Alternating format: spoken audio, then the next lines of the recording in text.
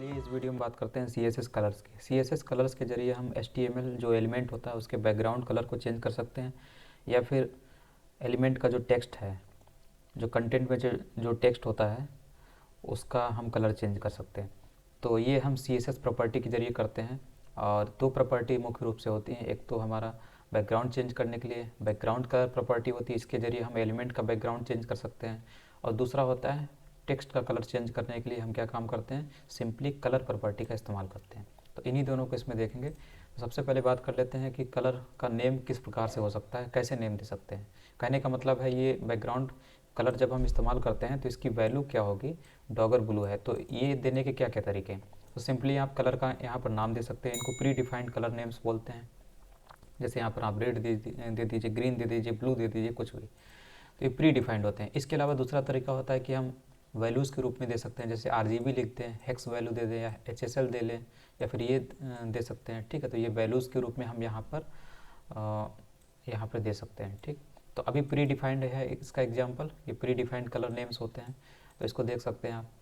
तो यहाँ पर क्या काम करने की कोशिश की जा रही है, जो H1 एलिमेंट है इसमें इसके बैकग्राउंड को चेंज करने की कोशिश की जा रही है, और इसमें हम स्टाइल एट्रीब्यूट का इस्तेमाल करते हैं। इसको बोलते हैं इनलाइन CSS। इनलाइन CSS में क्या होता है, स्टाइल एट्रीब्यूट का इस्तेमाल करते हैं, और इसमें ये प्रॉपर्टी होती है, उसके बाद ये उसकी वैल्यू होती है। तो प्रॉपर्टी का जो नेम है वो है बैकग्राउंड कलर, और इस प्रॉपर्टी की वैल्यू क्या है, डॉगर ब्लू। तो इतना इसको हम रखते हैं डबल कोट के अंदर, ये सेमीकोलन भी यहाँ पर आपको लिखना होता है। तो इससे क्या होता है, इस एलिमेंट का यानी H1 एलिमेंट का बैकग्राउंड कलर चेंज हो जाता है, वो आपको यहाँ पे दिख रहा होगा। ठीक, अगर सिंपली इसको ब्लू करेंगे तो आपको इसका कलर अब ब्लू दिखाई देगा। ठीक है, तो इस हिसाब से होता है।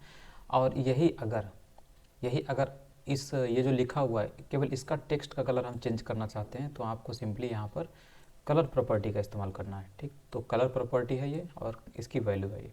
अब क्या होगा, जो लिखा हुआ है हेलो वर्ल्ड, यानी जो टेक्स्ट है, टेक्स्ट का कलर चेंज करने के लिए हम कलर प्रॉपर्टी का इस्तेमाल करते हैं, और बैकग्राउंड चेंज करने के लिए हम बैकग्राउंड कलर प्रॉपर्टी इस्तेमाल करते हैं। तो ये देखिए, ये टेक्स्ट का कलर चेंज हो गया, ब्लू हो गया। इसके बाद आता है CSS बॉर्डर। हम अपने एलिमेंट का जो बॉर्डर होता है उसका भी कलर चेंज कर सकते हैं। तो यहाँ पर दिया हुआ है, तो यहाँ पे देखिए ये जितने भी एलिमेंट है H1, ये तीनों H1 एलिमेंट है, तो इन सब का आप बैकग्राउंड देख रहे होंगे। ये बैकग्राउंड नहीं, ये जो बॉर्डर आपको दिया हुआ है, बॉर्डर बनाया गया है। तो इसमें हम बॉर्डर प्रॉपर्टी का इस्तेमाल करते हैं।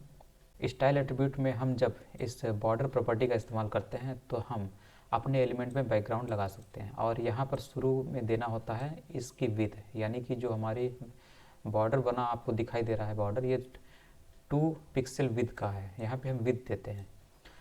तो और यहाँ पर हम उसका स्टाइल देते हैं, किस टाइप का है वो, सॉलिड टाइप का है कि ग्रुप टाइप का है कि डॉटेड टाइप का है, और यहाँ पर हम कलर देते हैं।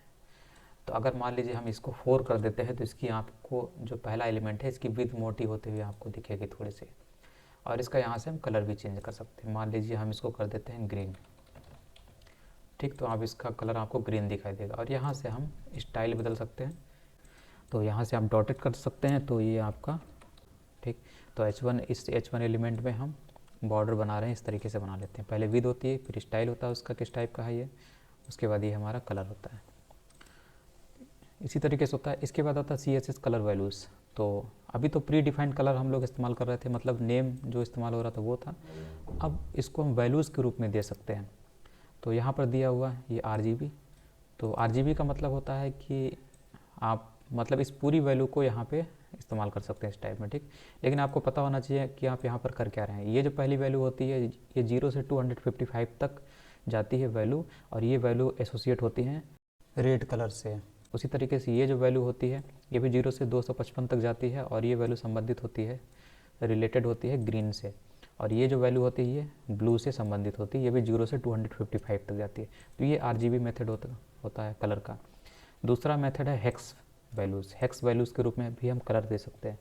तो पहले आपको ये हैज़ वाला साइन लगाना पड़ता है, उसके बाद ये 2 प्लेसेस होते हैं, ये 2 प्लेसेस रेड को बताते हैं, ये 2 प्लेस जो होता है ग्रीन को बताता है, और ये जो 2 प्लेस होते हैं वो ब्लू को बताता है। यानी कि ये रेड है, ये ग्रीन है, और ये ब्लू है। ठीक है, इसकी वैल्यू कैसे जाती है, 0 से शुरू होती है और 99 तक जा सकती है, या ए से लेकर हम F तक इसकी वैल्यू ले सकते हैं और ये पेयर में रहता है। और डिजिट के रूप में अगर लेते हैं तो आपका 0 से 99 तक ये जाता है। उसके बाद है HSL। तो HSL में क्या होता है, ये ह्यू होता है और ये सेचुरेशन होता है, ये उसका ये लाइटनेस होती है, मतलब लाइट कितनी आ रही है। तो ह्यू बताता है कि ह्यू मतलब होता है ये कलर होता है, कलर पूरा जो कलर होता है, मेन जो 3 कलर हैं इसी से सारे कलर मिलकर बनते हैं। तो इस कलर ये 3 कलर को एक व्हील पे डाल दिया गया, व्हील, और व्हील में कितने होते हैं 360 डिग्री होते हैं। तो एक कलर जो है मान लीजिए रेड है तो वो 120 डिग्री को संबंधित होता है 120 डिग्री से। इसी तरीके से बाकी भी जो 2 होते हैं वो 120 डिग्री संबंधित होते हैं। तो इस तरीके से जो पूरे कलर होते हैं, मेन 3 कलर होते हैं जिनको 120 टू 120 डिग्री से ऐड किया गया है। तो डिग्री के हिसाब से हम डिग्री यहाँ पर लिखकर हम कलर को पहचान सकते हैं। उसके बाद दूसरा ये जो दिया हुआ है ये सेचुरेशन होता है। सेचुरेशन मतलब होता है इसका कंसंट्रेशन कितना है, ये बताता है ये। और तीसरी चीज़ है ये इन दोनों के वैल्यू के एक हिसाब से कंट्रोल करता है। मतलब ये है कि ये लाइटनेस बताता है लाइट कितनी आ रही है। जैसे कि अगर मान लीजिए हम लाइट इसको 0 करते हैं तो इसकी कलर की वैल्यू कुछ आएगी ही नहीं। इन लोगों की जो वैल्यू होगी वो 0 हो जाएगी, क्योंकि हमें पता है कि जब रोशनी सही से होती है, रोशनी जब हमारी आंखों पे पड़ती है तभी हमें किसी ऑब्जेक्ट का कलर समझ में आता है। अगर आप रोशनी ही कम कर रहे हैं, अधिक कर रहे हैं, तो उससे कलर में वेरिएशन आ जाता है। ठीक, तो एक हिसाब से ये कंट्रोल करता है, लाइट की हिसाब से कलर को कंट्रोल करता है। तो ये लाइट होती है, कितने % लाइट आप दे रहे हैं। और ये जो लास्ट में लिखा होता है ये हमारा RGB का एक्सटेंशन है ये। और ये होता है ओपेसिटी संबंधित, इसको अल्फ़ा चैनल बोलते हैं। ओपेसिटी जो होती है ट्रांसपेरेंसी की उल्टी होती है, तो यहाँ पर हम ओपेसिटी देते हैं। तो आगे देख लेंगे इसको। तो यहाँ पर आपको दिया हुआ इसका एक एग्जाम्पल। तो यहाँ पर देखिए ऊपर वाली जो वैल्यू दी हुई है वो RGB के फॉर्म में दी हुई है।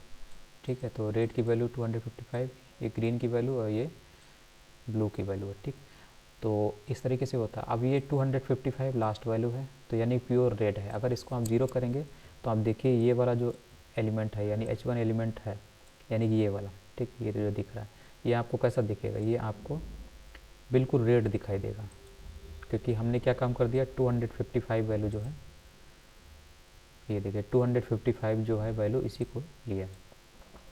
अगर मान लीजिए बिल्कुल ग्रीन लेना है तो बीच वाले को 255 कर दीजिए और ये वाले 0 कर दीजिए।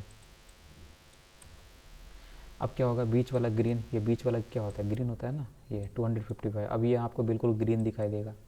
तो ऐसे करके हम वैल्यू एडजस्ट कर सकते हैं तीनों की, जो भी कलर हमें चाहिए। तो ये हो गया। इसके बाद अगले लेक्चर में बात करते हैं।